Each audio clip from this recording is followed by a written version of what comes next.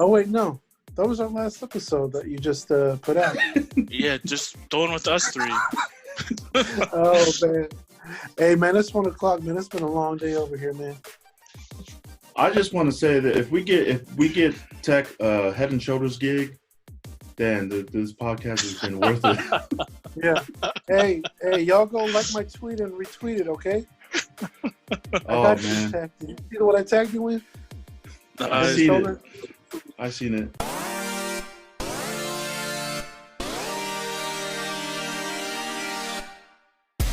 You're listening to the Encouragers Podcast Show. Yeah, I wrote on Twitter that if Head and Shoulders is doing another Troy Polamalu commercial, that if they need to double, you know what I'm saying, hit my boy Tech up. I made a point to find the one of Troy Polamalu with facial hair because it actually looks almost similar. You guys look similar, man. Right? For real, it does. Your voice is deeper though, Tech. Just try talking with a high voice, check to see. Let's see. What are you talking about? Oh, man. From Jon Snow to Troy Polamalu. But yeah, that'd be great if it was the real Head and Shoulders. I don't know if Head and Shoulders has a Twitter account, but the Instagram account is official. So we tagged him on Instagram. That's an official one. Hopefully they see it. They tagged Troy Polamalu too. So Notice. Yo. Do you know this name? Recognize his name? Bill Lewis. Art. Yeah, that's Bill. Oh, okay. You guys grew up together? Yeah. Yeah. Oh, Tech, you know him too? Yeah. I heard he's doing big things.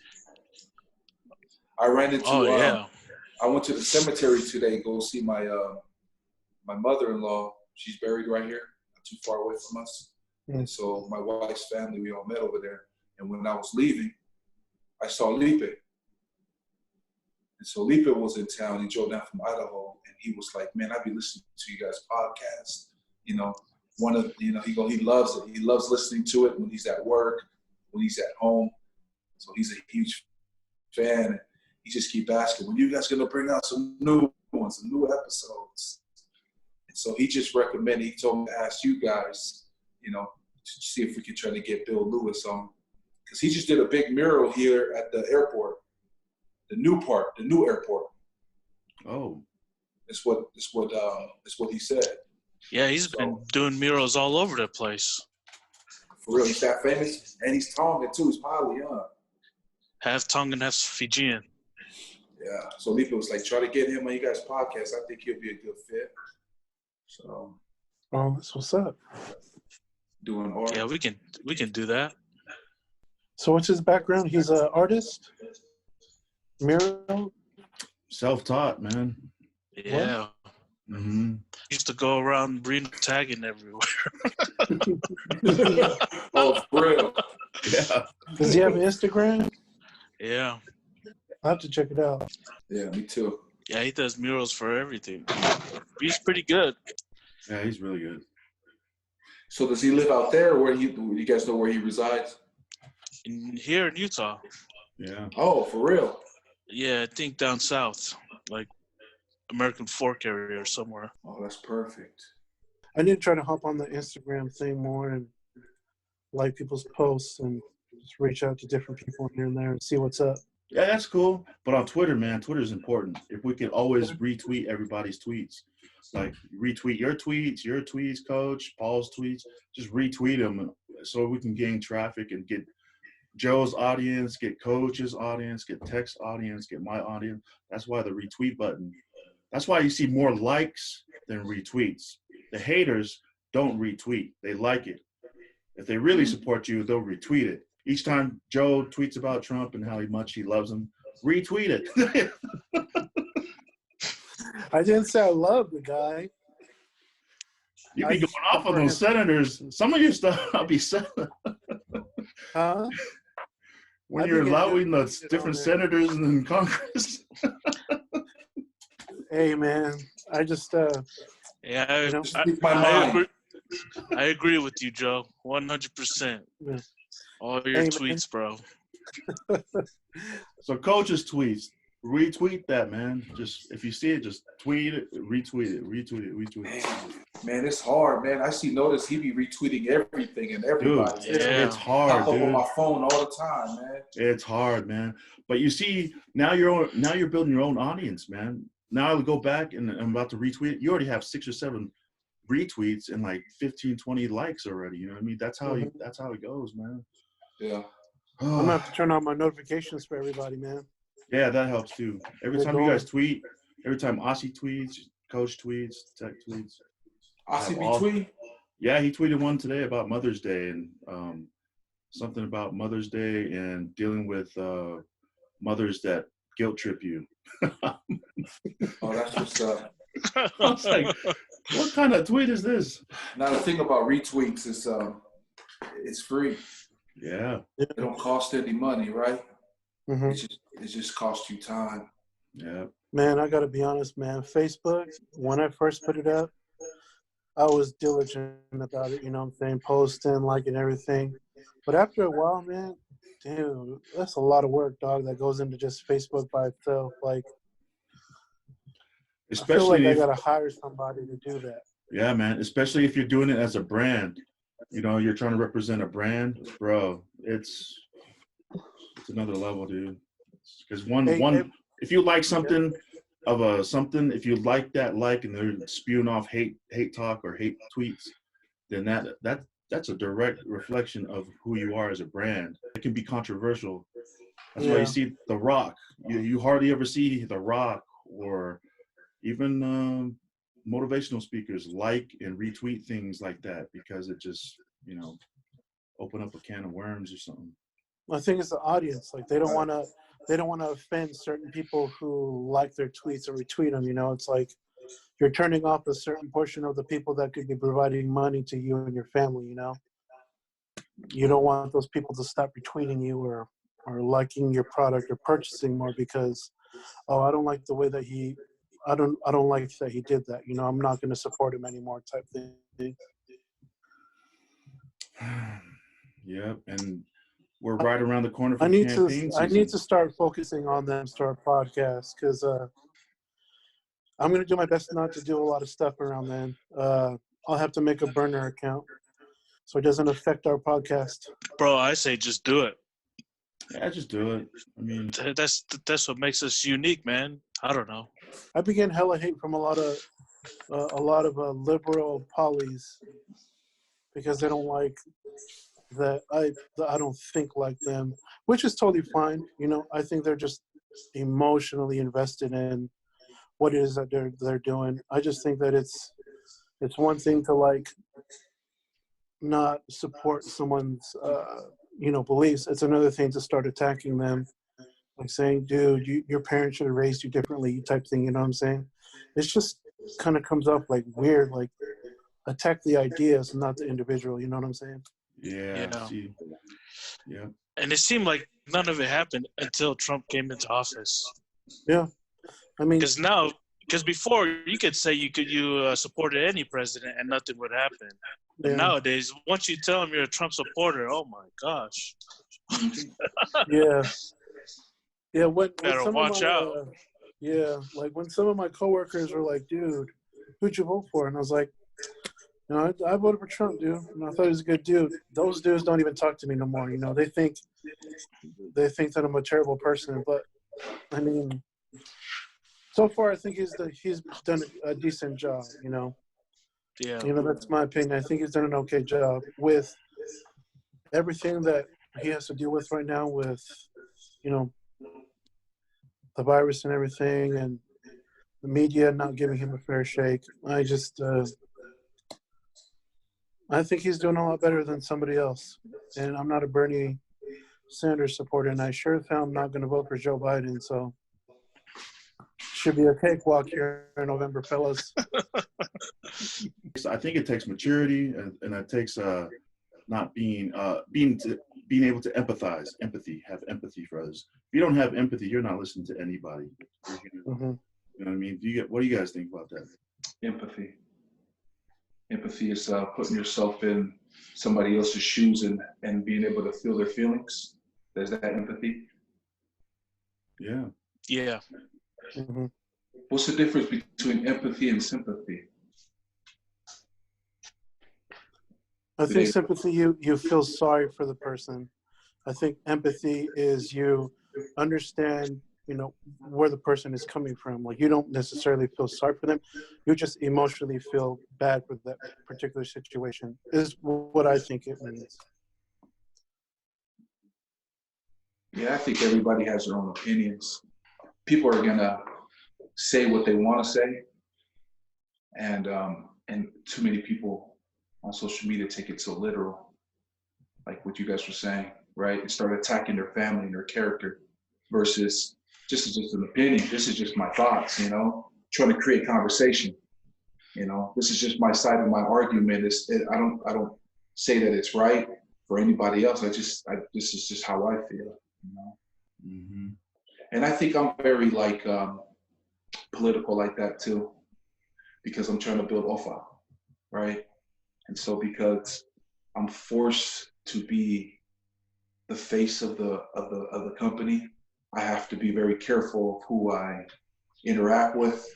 I have to be very careful of who I support in a way. You know what I'm saying? Because ultimately I don't want to offend nobody. You know what I'm saying? That's just not my DNA, right? But at the same time, this is just who I am, and people just gotta understand that, right? They just gotta understand that this is how I feel. Nothing against y'all and what you guys believe, but this is just me, like it or not. But yeah, I think it's building.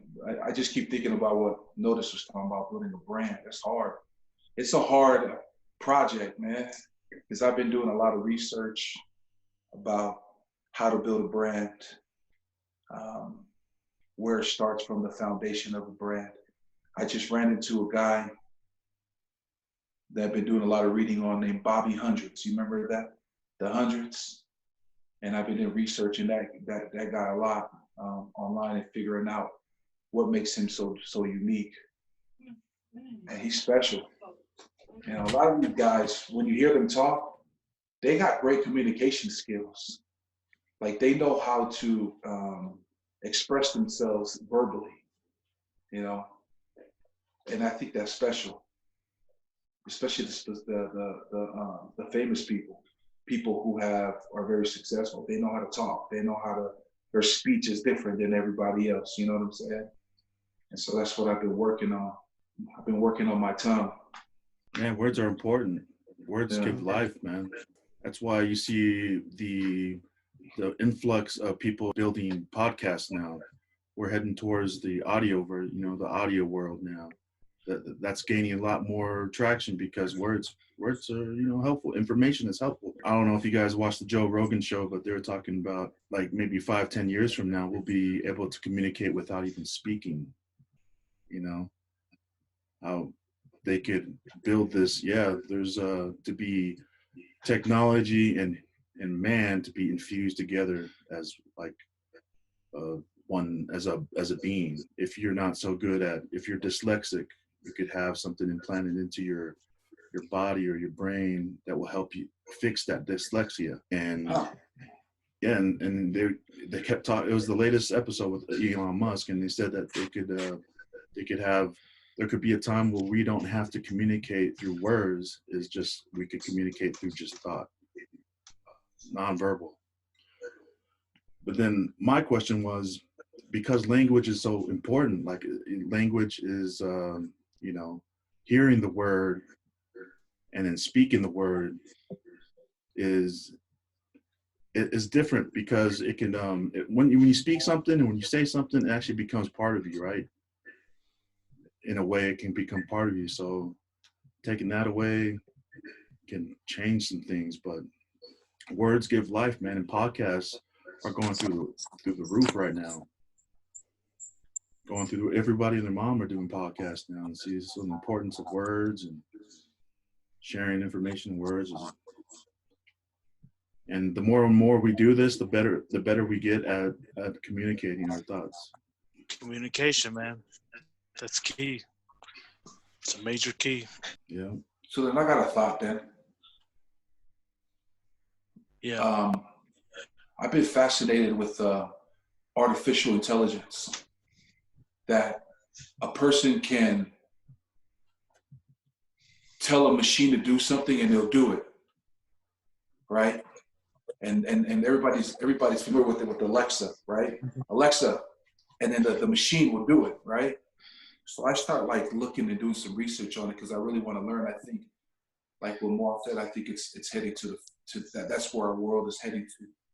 And so they say that if you learn how to scripting, right, with the Alexa, with the iHome, with Microsoft's Cortana, that like that's what everybody's trying to learn now. And imagine, I think that's what the world, in my opinion, that's what the world's going to do. You know, car, turn on. The car's going to turn, and it's just turn. You don't have to press no buttons anymore. It's all voice commands. And so that's what I want to really learn how to do. And so I looked it up because there's some tutorials on YouTube. Man, that thing is confusing. Yeah, all little buttons, all these little like the brackets. I don't know what the brackets are on your keyboard, right? They have the little bracket thingies. You have to type those things. There's a certain coding that you have to insert to tell the machine to create a new level. And online on Google, there's like a tutorial that you can learn, and they'll teach you how to do that. And so it's free because they're trying to find people that try to create new things that you can tell machines to do.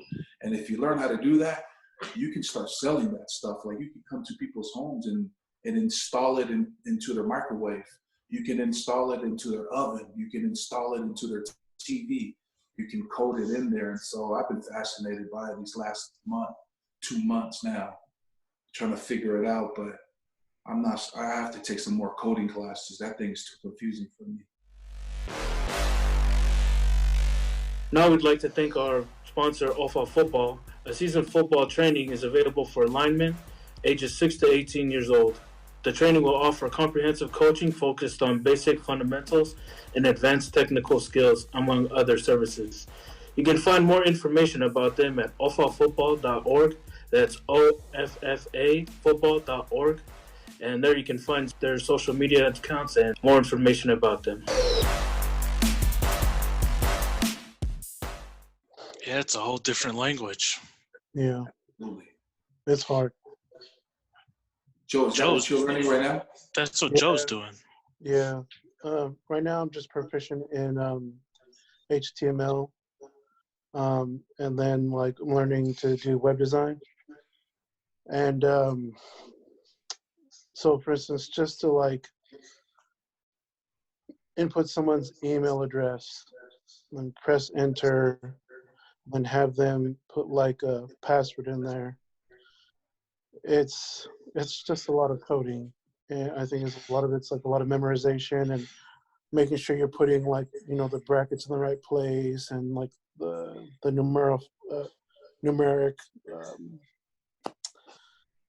It's just really, really tough, dude. Like I'm kind of having a hard time doing it right now just because, you know, I'm still learning. I'm still in the beginning stages. But my brother-in-law, who, you know, has his computer science degree from BYU, you know, I could sit down right next to him and do the same code, and it'll take me about, you know, 5-6 minutes to do, you know, just 2 or 3 lines. And then I'm looking at him, and he's already done with like 2 pages, you know, 3 pages of code, and he's ready to be done and move on to do something else.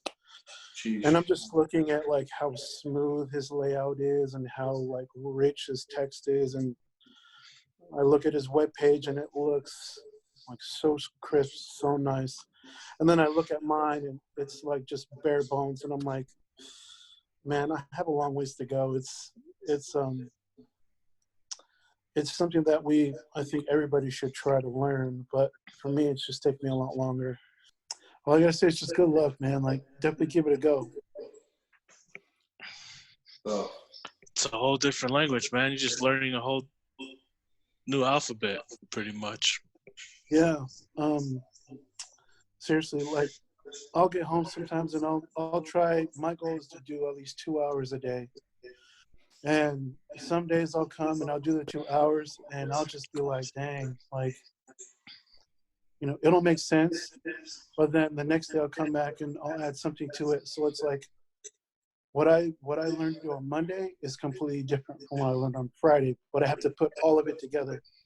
And if I mess up somewhere, I have to go back and look at everything.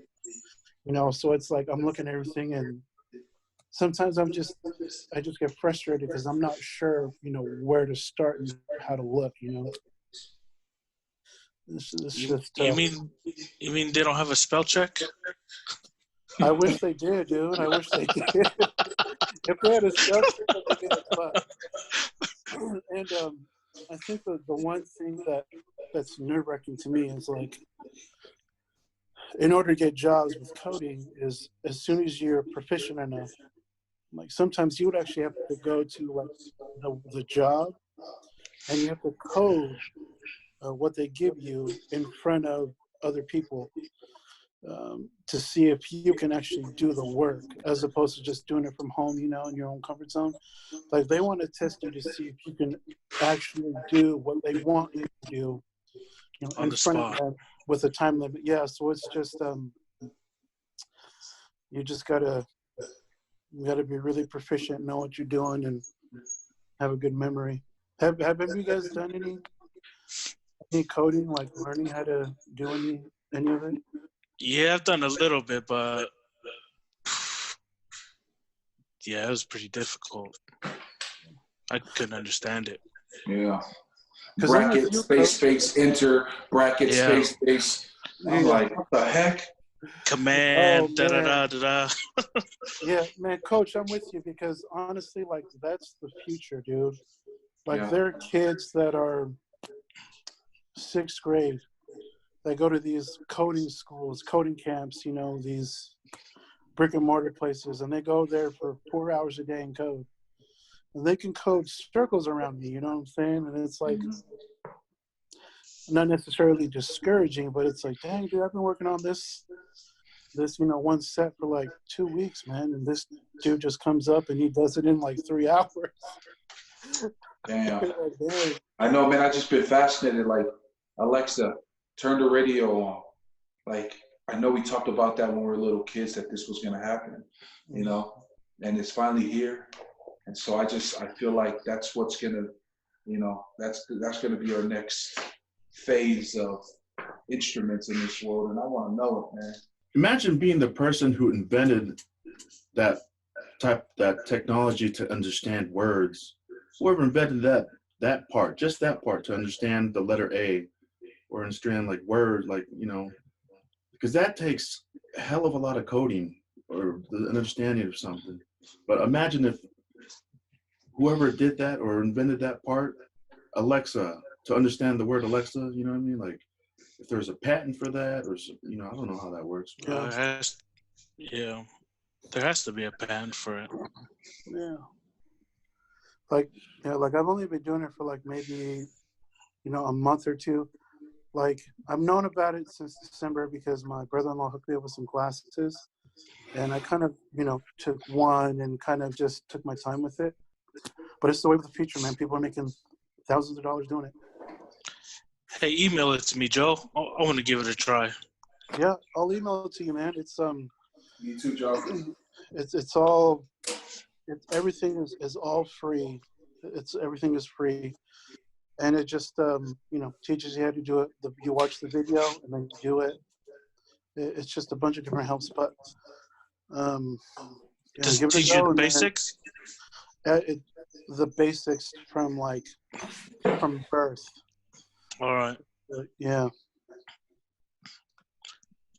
I'll definitely do that. I'll send you guys a link tonight or in the morning. But I'll make sure you guys get it. Then we can talk about it on next Sunday. See where everyone's at. Or do you think we can use that to mine for some Bitcoins? I don't know about that, but we need like big ass computers. If we're trying to mine for Bitcoins, man, we got to have some high powered equipment, man. Hella computers, like racks. Oh yeah. Yeah. Yeah. One of my cousins in Canada, my man, he's just got this powerhouse rig where all he does is just mine all day long. And I just stopped asking him about it because it's a lot of work to just mine for Bitcoin. You got to have lots of terabytes or whatever it's called, lots of memory to do all that stuff. There's only a 21 million, right? 21 million total Bitcoins that's going to be produced. I have no idea. Yeah. No, They're at 18 million right now. no idea of crypto. No, I just know I can buy it for guys when you guys send those screenshots of how cheap it is right now and how much you can make. Well, the way they're giving out the dollars right now, crypto might be the best way to go. Yeah. Yeah. Because there's only a set amount. There's only about 21 million, I think, of crypto, whatever. Or I forget the number. Bitcoin. But yeah. And each time they mine one and get a Bitcoin, it changes the whole thing, something like this. It changes the... Like the value? No, it gets harder and harder to mine it. Yeah, the math equations get a lot more harder to solve. Dang. So each time they get a half a coin or a bit or the whole coin, they change the whole thing. It's weird. I don't know. Some dude in Japan invented it. Do you guys have Bitcoin right now? Nope. I have nothing. Nope. No crypto. The guy with all the crypto is Mohang right now. Paul's got some knowledge on the crypto, man. He knows what's up. But there's a lot of different kind of cryptocurrencies out there. It's not just Bitcoin. But from what I hear, there's quite a few out there.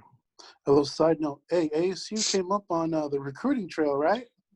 They got a lot of recruits coming out to ASU now. Oh man, they've made a big push. You know, they stole a lot of kids, a lot of good recruits, top-notch recruits. You know, so they've been doing a good job on that recruiting trail.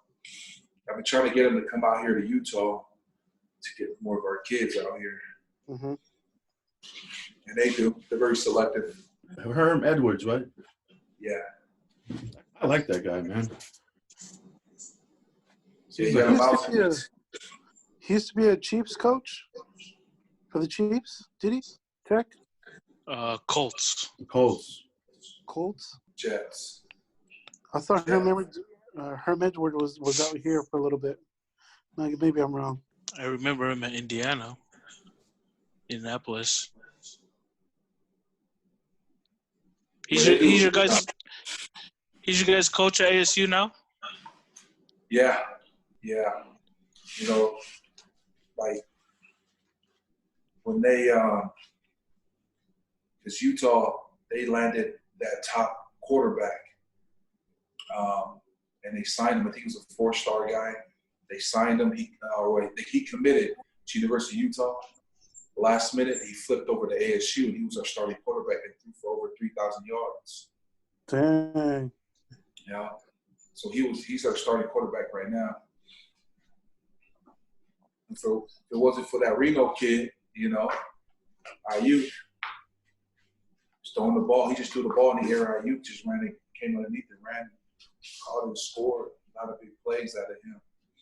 So he's going to be missed. Because I remember when they first recruited Ayuk out of Sierra College, I was like, who the heck is this kid? Never heard of him.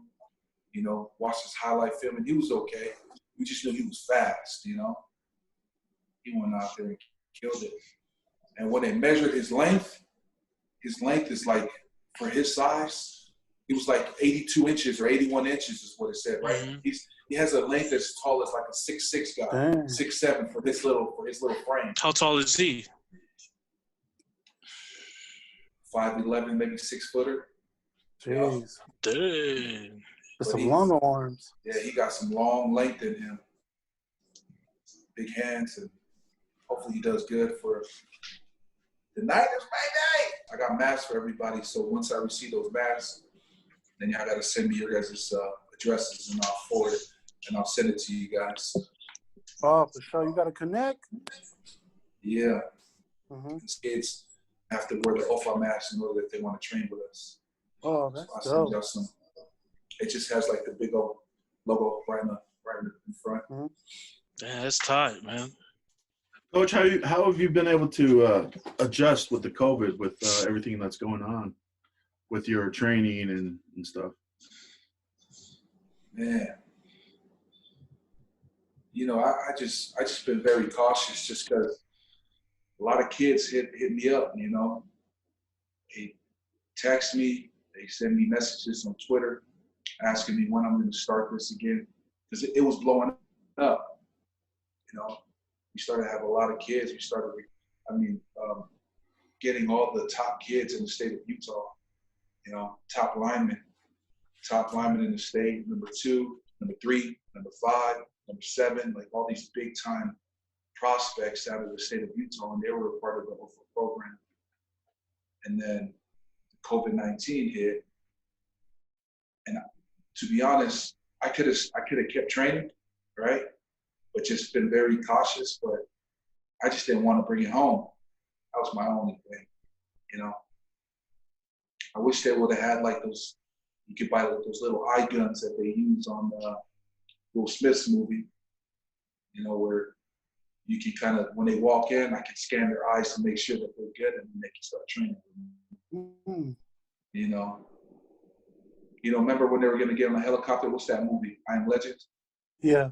Where him and his wife and daughter, when they were getting scanned, Yeah. eye goggles, right, to make sure that you're virus free. I wish that there's something on the market that we can purchase that kind of help me feel a little bit more safe, and everybody else too, the parents, you know, invent something like that where it's easier to train. But I still don't know how I'm gonna do it because they lifted the regulations here in the state, so we can train up to 20 kids now. I just don't know. I just don't want to put anybody at risk, including myself. Yeah, for real, straight up. But I want to do it for the kids, you know, because I know they're hungry right now. You really don't understand how precious something is until you lose it, right? You hear that saying all the time. Same thing with the training. Kids miss it. They just want to get better, and I want to help them and their families. You know, we set it up in Idaho, man. Yeah. We had over 80 kids signed up in Idaho. Dang. And we had, you know, it was just 20 people sessions, few sessions, little kids from ages 8 all the way up to seniors in high school. And it was supposed to be in April. Then COVID hit, and I had to refund everybody their money back. So I think it's open again, so I might reopen it up, but everybody got to wear those masks, though, you know? Something. I don't know. That's something that will help me feel comfortable, as well as the parents bringing their kids, because, you know, all it takes is just one.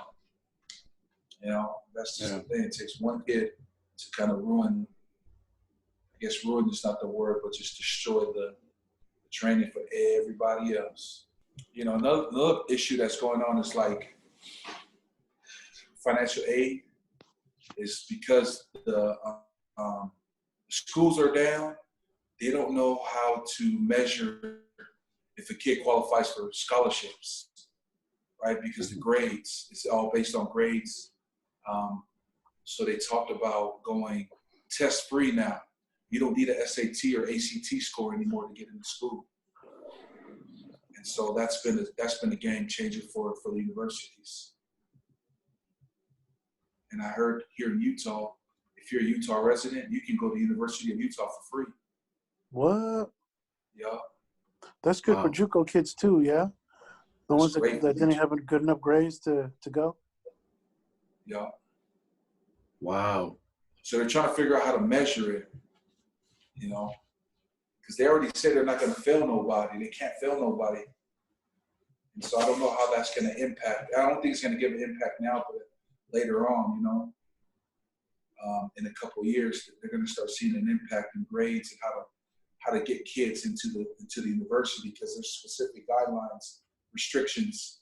But because we're missing this semester, They don't know how to measure. Letting kids in so they can just go in and fail, I don't know.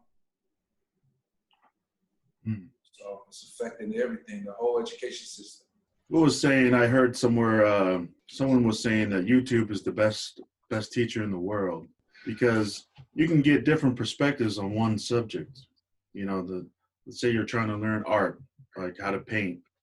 You can look up that one thing of how to paint, and then you can get one dude's perspective and several other people's perspective on how to paint for free. Man, if I don't know how to fix something, I straight go to YouTube right away. Because YouTube has everything on it. Like you said, notice. Yeah, I learned how to change my the fan that regulates the heat temperature for the car. I learned how to do that on YouTube. Dude, I learned how to change my brakes on YouTube, man. It's crazy the things you can learn on there. Yeah, but YouTube can be dangerous, though. It can get dangerous, though, on YouTube. Yeah. Well, easily sidetracked it, because I went to learn how to smoke a brisket on YouTube, but I can tell you all about liposuction right now, though.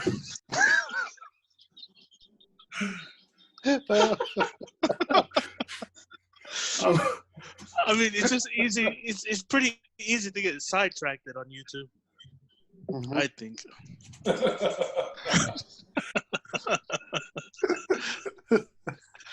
Oh man! And I still don't know how to smoke a brisket.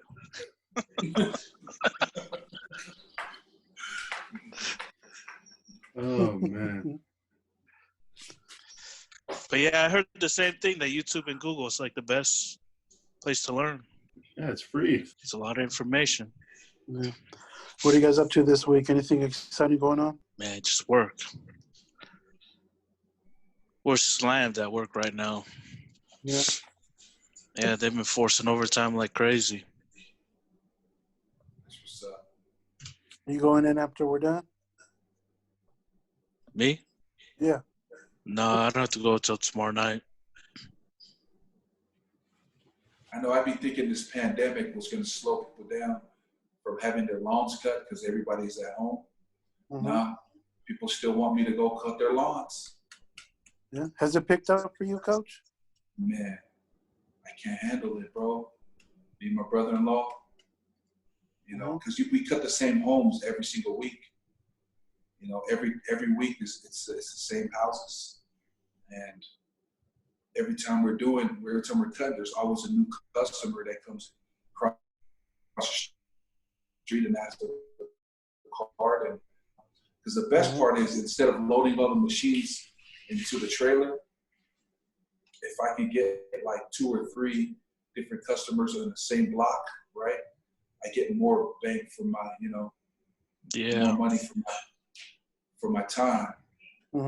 So that's what I've been trying to do. As soon as we're there and I see a neighbor, then I just walk over and just talk to them, just like, you know, hey, do you know the sales pitch comes out, right? Hey, do you know the Johnsons down the street? No, I don't know the Johnsons. How about the Roberts? You already know. Shoot, that sales pitch comes out real quick. Hey, sorry to bother you. Man, useful the home security trainings, huh? Yeah.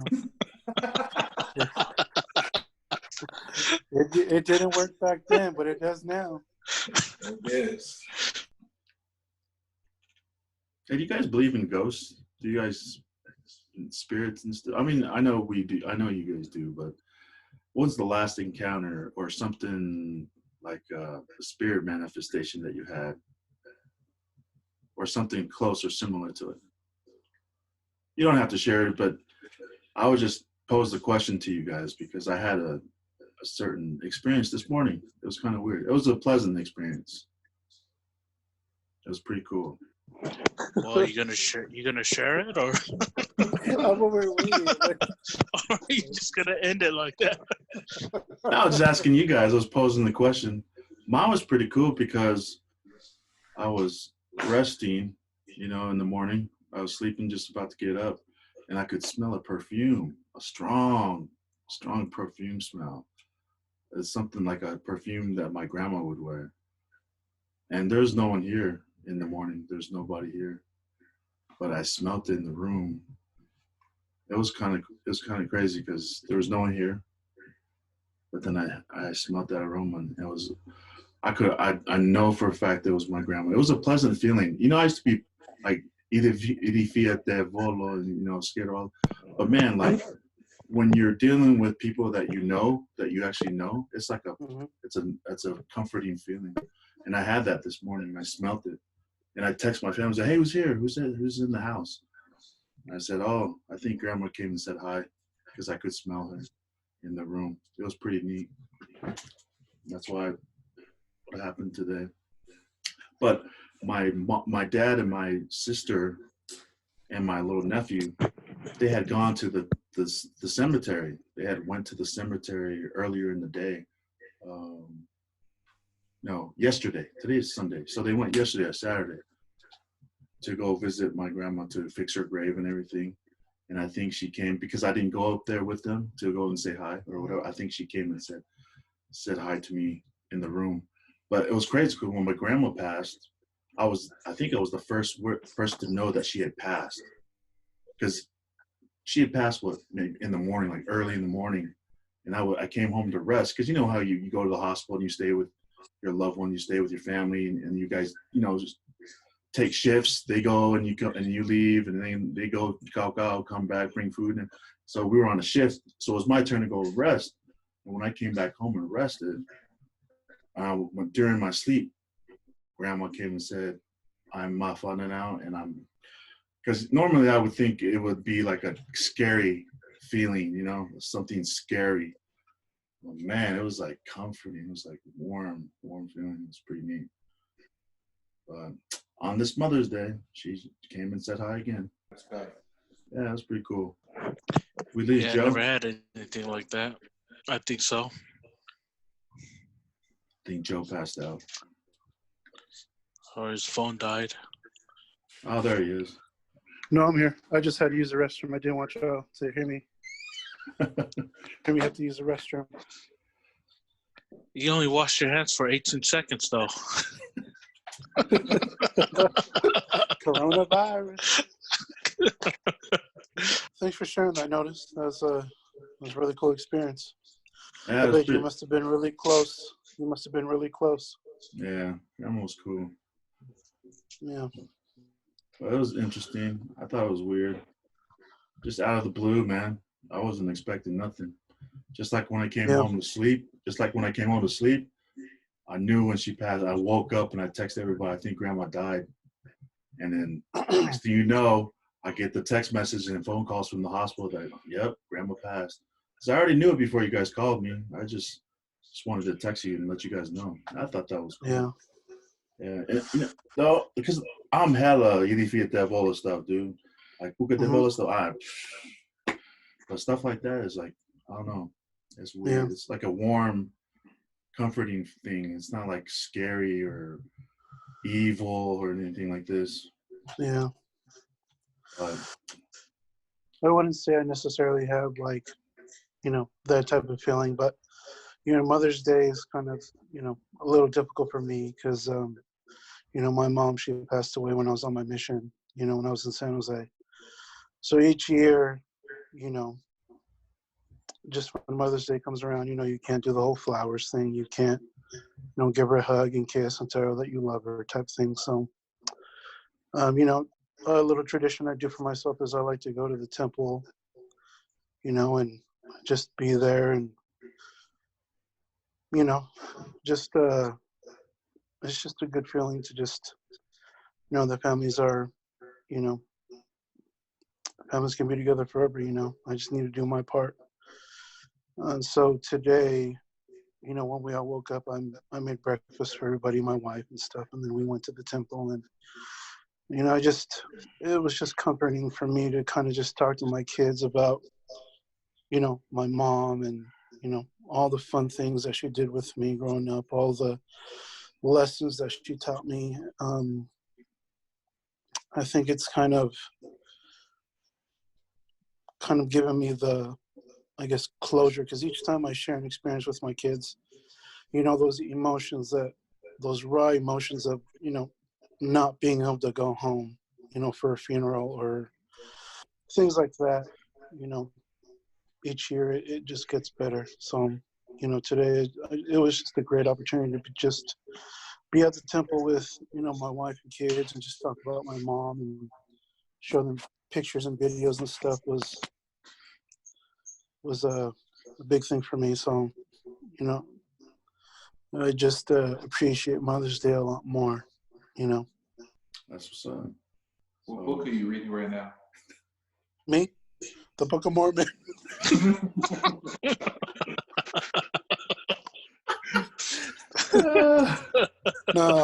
No. Right now, man, I'm not reading anything right now. Just I'm trying to find that book that you screenshotted a couple of days ago, but the library over here doesn't have it, and I don't have access to that. So I might just have to buy it. The one that you send screenshots with, with the quotes and stuff. You have the it all last highlighted? book. Yeah. Is that the one with Urban Meyer's book? Or is that a different book? The latest one that you showed everybody.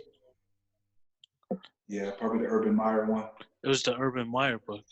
Yeah, above the line. Above the line. It's a leadership book.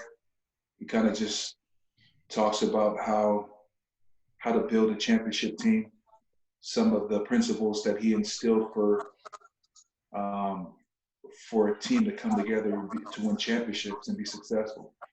And it's pretty it correlates with a lot of businesses. It's like his business principles that he uses. Mm-hmm. You guys heard of the 10-80-10 principle? So he talks about this circle, and there's the 10% of the people that are motivated. You don't really have to coach them much. They're already ready to. They're early. They're willing to do whatever it takes to make the program or the company great. And then there's the 80% that's kind of just clock in and clock out, don't really do much. They're committed, but they're not all the way in. And then there's the other 10% that just have other issues and don't really want to be a part of the program. They're just there just to be there. And so he kind of teaches that don't worry about the 10%, worry more about the 80%, and don't waste your time on the other last 10% because you're just wasting your time. They'll come up when they want to come up. But if you concentrate more on the 80%, it'll build your brand. It'll build your company a lot more stronger. And so I thought that was pretty powerful. Just in terms of your time, your energy, is don't be wasted. And he talked about creating different units and making the strong 10% leaders, so you don't have to do a lot of the work. But it's pretty fun. It's a fun book to read. The next book that I'm gonna read, because I'm almost done with that book. If anybody wants to read it, I'll send it to you. It's called The Fourth Agreement. You guys heard about that book? Okay, yeah. It's called The Fourth Agreement, and I think Oprah Winfrey, Ellen, the book was created back in 1997, and it finally blew up in the early 2000s. But it just talks about if you keep these 4 agreements, you're going to be out here in life. Can you say that one more should have time, a Coach? little book club or something, dude. Can you say that last part of it again? The fourth agreement? Yeah, because it kind of broke up on my end. Shoot, I don't remember what I said. Oh, if you keep the four agreements that he kind of talks about, there's this tribe that he kind of uses called the Toltec tribe, Toltec, and they were they're known as the smart people back then. So there was the Mayans, around that era. And so the Toltecs were the intelligent people. And so he uses a lot of their principles and then teaches it to us in his book about the Fourth Agreement. One of the agreements he talked about in that book, because I just did some research, is don't make assumptions. right? When you make assumptions, it causes you to be worried. It causes you to have anxiety, right? And if you make sure that you don't make assumptions, you'll be a lot more happier. But there's 3 others too that he expands on that I feel like, I need to work on to be a lot more effective in my life. Remember, Tech and Joe, I was talking about the early civilizations earlier when we first started, and how I did want to talk about that. The Toltecs were one of those early civilizations as well. Is that the bag hieroglyphic that you were showing us? Yes, they had the bag. They had that bag in their back in their days too, in their carvings. Wow. But I don't think the bag that we see in those hieroglyphic carvings all over the world, I don't think it's actual bag. My theory is that it's actual records that they pass down from generation to generation on how to build and how to, their language, their history, genealogy. That's what I think that symbol meant. The Toltecs had it, the Mayans had it, everybody, the Egyptians had it. And I want to read that book, The Fourth Sight. The Fourth Agreement. Fourth Agreement. Yeah. I want to read that. And the author's written a couple books, but I want to read all his writings, all his books. But this is the first one that I want to read from him, from that author. But I think they said that the Toltecs were the intelligent, were the smart ones, right? They're like the engineers of that era. Yeah. And so a lot of people looked up to them just because of the knowledge and they're just different, compared to everybody else. And so he uses those principles to teach about us, about agreements that we make with ourselves and make with other people. And I forgot what those, if you just want to just look it up, type it in, you'll read it like a synopsis of what that book is about, and he'll give you an idea. Because some of it is like you kind of agree, like, yeah, you're right, like making assumptions, right? Assuming, when you assume something, it makes you feel like you just start thinking about the worst, you know what I'm saying?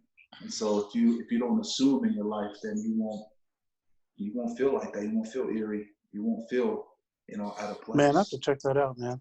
That sounds like a really good read. I like your setup there, Tech. You really got the podcasting going with the mic, the headphone and the mic. I like that. How much was that pair of headphones you got there? It's $30, man. Where'd you grab it from? It's just a gaming one. Just grabbed it from Walmart. Is that one that you can plug into your phone? Yeah. So it's wired. So you're going headphones plugged into your phone? Yeah. And it sounds so clean. Sounds clear. Really clear. Last podcast, it sounded like my audio wasn't sounding too good. Then you brought this up to get a gaming one. So then I went and tried it out. Can you send us the link? Here we are. The brand that you got? Because that works perfect. Yeah. I'll send it to you guys. But, we're all going to be matching next Sunday. We're all going to look like football coaches.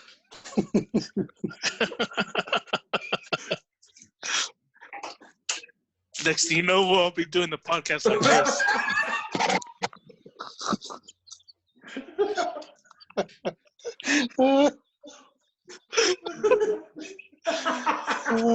Maria Andy Reid. No, that's Sean McVay, dude. The guy from the.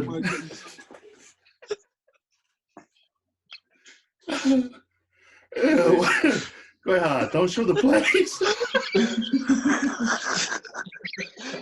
Oh.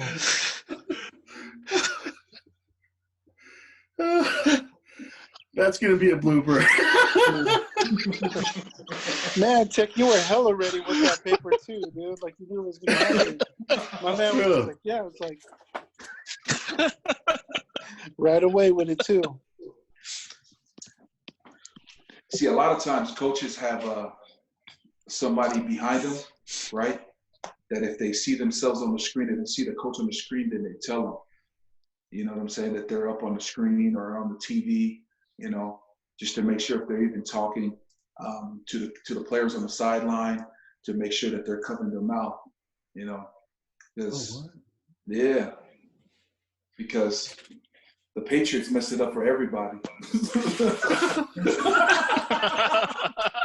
Jake Smalls, dude, if you're listening, dude, your team is man. Jake Smalls, that was towards you. Body Apex. Hey, what do you guys think about bringing just our regular friends on that we all hung out with, man? Like Jake, Ossie, you guys down with that? Yeah, why not? Heck yeah. Bring everybody. I want to bring Bo Hikila on the show. Not all of our guests have to be famous. Yeah. Like I tagged you in puppies. What's that, Coach? I said Bo's doing some big things out here. I think he'll be a good one. Yeah, I mean, we know all sorts of people, man, talented people in our lives, in our own personal circles, you know what I mean? I mean, that'd be great just to get some perspective from them. Like I tagged you in Tapi's tweet, tagged everybody on Tapi's tweet. That guy can throw down. And I said, man, we need to get you on to the show just to pick your brain and what goes through your brain when you're cooking.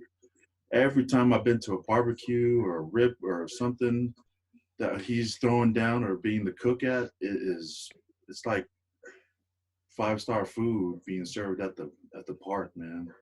I don't know what goes through his mind. Like I don't think he's had any professional training or anything like this on how to cook. It's just he just knows how to throw down, man. It's amazing. I think it's a talent, and I think he should capitalize on it.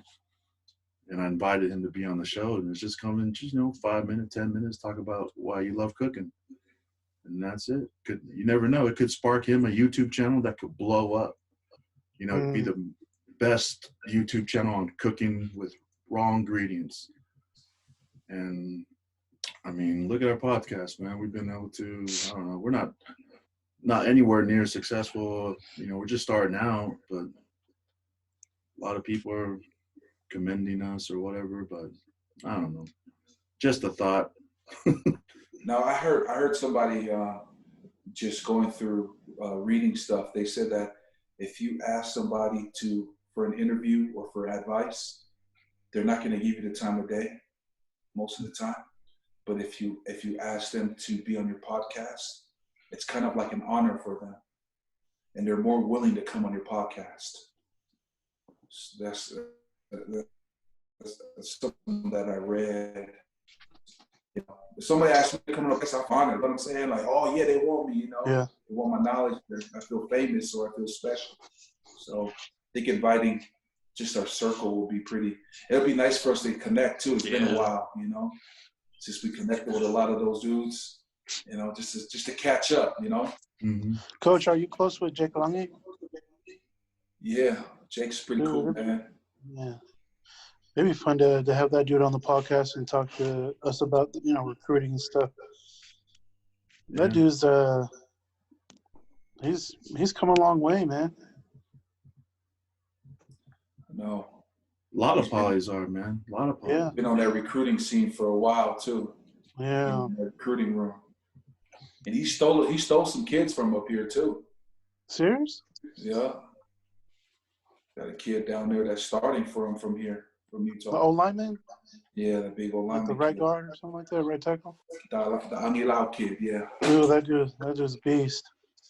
He's a good football player. But any final thoughts you guys want to talk about before we close things up? Nah, man, I got to get up in an hour and a half and get ready for work, dude. Hell yeah, Joe. Hello, Joe. Hello, Joe. It's going to be a good day, dude. Monday's my favorite day of the week. Everybody's favorite day of the week. It is. It really is, dude. I like getting up early on Mondays and get my day started. Why? Why Mondays?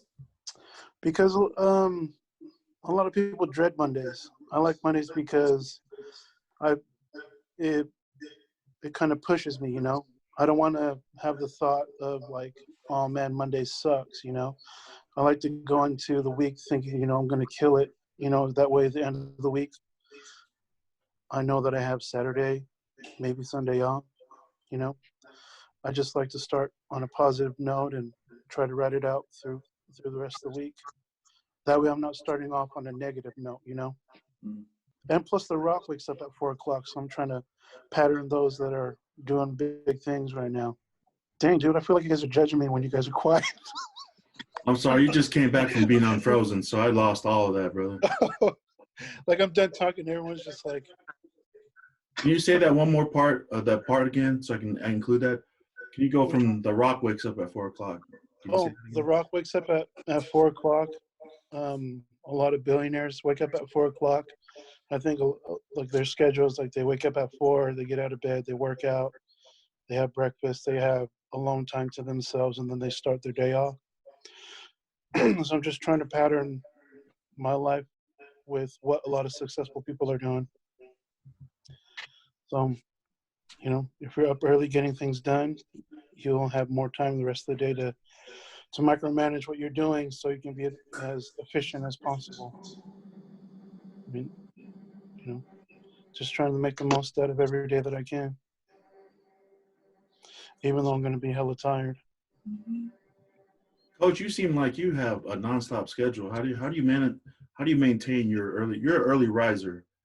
Since I've known you, you've been an early morning person. I don't know how the heck you stay so consistent with that. It's just what is it about you that keeps you up, that gets you up that early, man? I think I'm with Joe. There's so much that needs to get done, but there's not enough time during the day. Wow. So if you get up earlier, you kind of add an extra 4 hours, you know, throughout the day to do things. You know, and Joe hit it right on the button. It's like you have to find time for yourself. You know, if you're always working for other people, you're gonna get drained out really fast. You're gonna get burned out real fast. You know, but people wake up early, it's just so they can do that, work out, eat breakfast, read a book, you know, meditate, read, and then they start to go and start supporting other people. But I don't know, man. I can't sleep at night. I'm always up, just thinking what else I can do, you know, just to bring value. I've been using that word value a lot. Got it from you, Notice. So when I start reading these podcasts, that's all they talk about is value, right? Entrepreneurship. What is it that you can do to bring value that's different than everybody else? And so that's what my mind is all the time. That's what's up, man. Yeah. That's a great little insight right there. Yeah, we talked a little bit about this in our last podcast.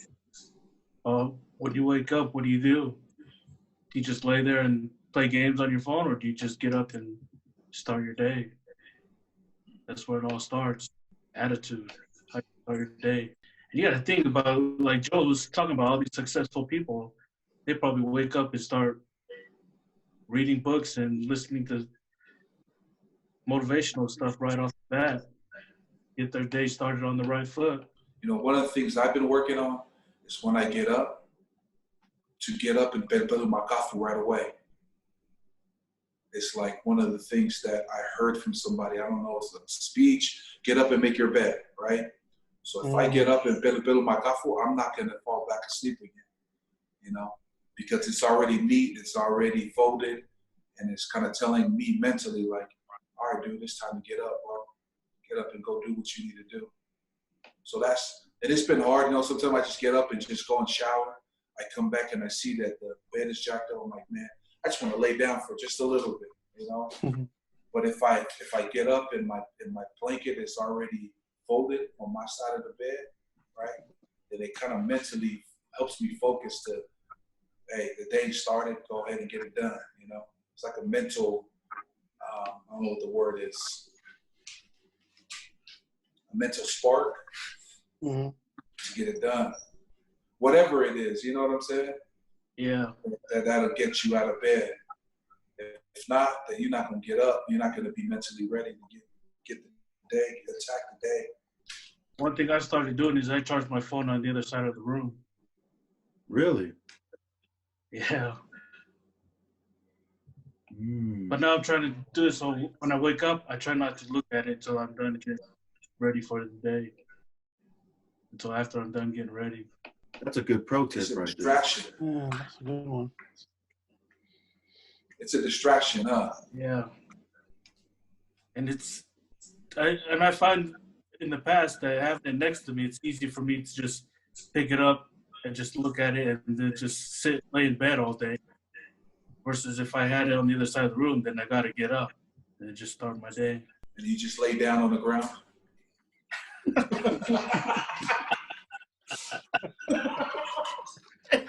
Walk over to the side of the room, pick it up, and lay down on the ground.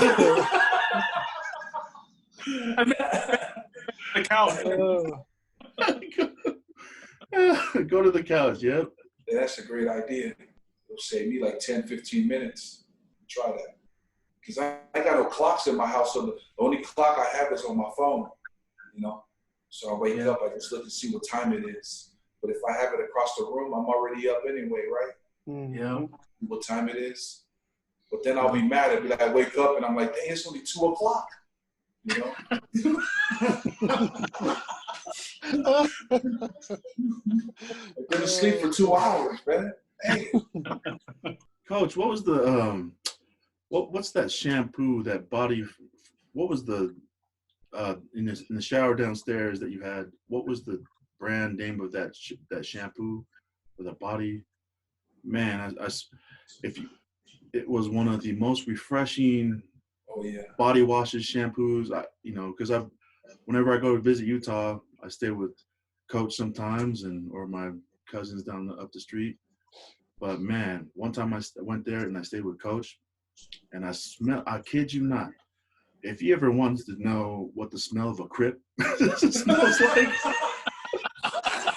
super Crip, dude, it smelled like West Coast, man. It smelled like what you would. Water cologne. That body wash, I smelled like you washing it. You smell like you're on the West Coast, man. What was the name of that brand of that shampoo? Or Damn, wifey got it for me. Man, bro. I have to go and look. But as soon as Notis came out, he was like, nigga, I know you from Cali because that thing woke me up fast. Man, dude, it smelled like you're about to walk on somebody. Man. I should have took a picture. Have you guys ever tried the Neutrogena stuff? It's called like Raindrop. Is that one good, Joe? It's like a body wash. I'm gonna try it. Man, y'all gotta try, man. I'm telling you, it's hella refreshing. It like wakes you up. It's not gang related stuff because it's Neutrogena, but man, it's pretty dope. It's hella refreshing, man, because like, when you start to scrub it on your body, it's like just invigorating. But hey, Coach, when you find out what that is, man, let me know what that is, man, so I can feel like a Crip.